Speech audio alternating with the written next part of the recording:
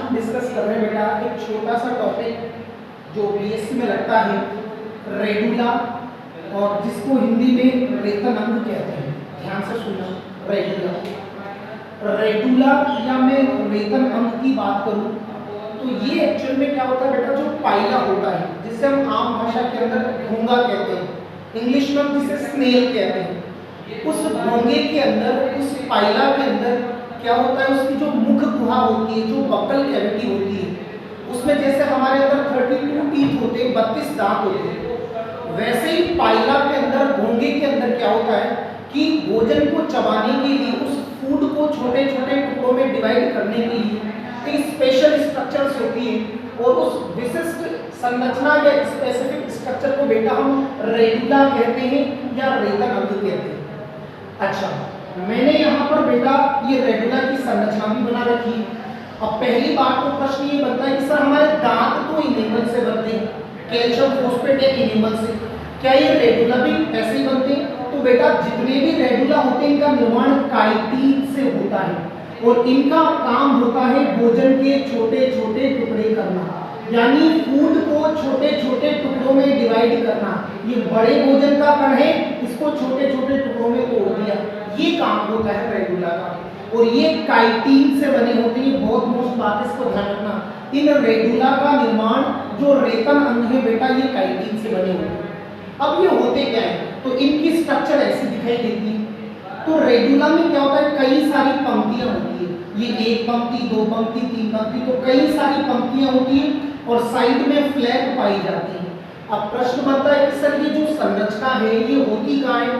तो बेटा उस पाइला के अंदर, आपने रेत में शंख देखा है ना, शंख, उसी के अंदर पाइला होता है बेटा, घोंगा मौजूद होता है, उसके अंदर ऐसे 7-7 दांतों की पंक्तियां पाई जाती है।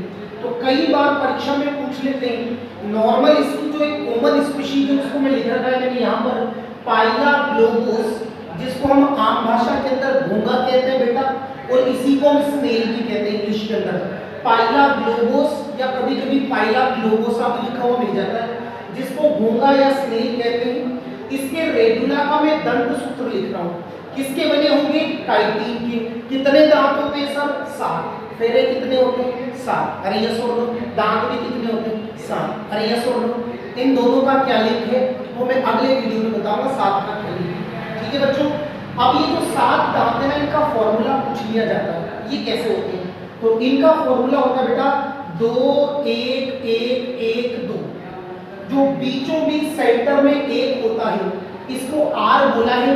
आर का मतलब रेकिडियन टीथ या रेकिडियन दांत, इसको केंद्र में होने की वजह से इसको केंद्रीय दांत भी कहते हैं।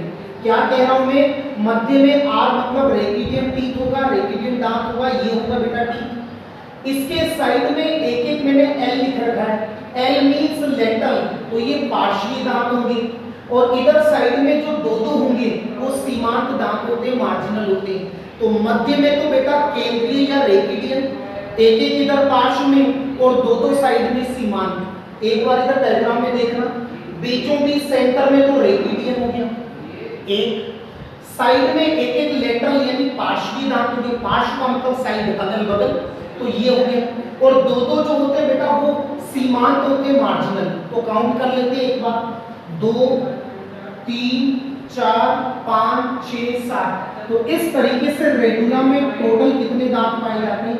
7। और ये जो जैसे ये तो एक, देखो इस पर थोड़ा सा जूम करें बेटा, या ध्यान दें, ये तो एक पंक्ति के साथ दांत है, ऐसे और भी कई सारे होते हैं। अगर मैं यहाँ पे ध्यान दूं बेटा, एक पंक्ति के साथ, तो जैसे तुमने आरी देखी होगी ना, आरी क्या है? दांतें निकले रहते हैं ना, दांतें निकले, वैसे ही कई सारी बेटा यहाँ पर पंक्तियां पाई जाती है, और ये क्या करती है? पाइला के अंदर भोजन के कणों को छोटे छोटे टुकड़ों में तोड़ने का काम करती है। अच्छा, जिन बच्चों को अगर पाइला भी नहीं याद, तो मैं ये बता दूं, पाइला या घोंगा बेटा मोलस्का फाइलम से बिलोंग करता है, यानी संघ मोलस्का, जो जंतु जगत का दूसरा सबसे बड़ा फाइलम है।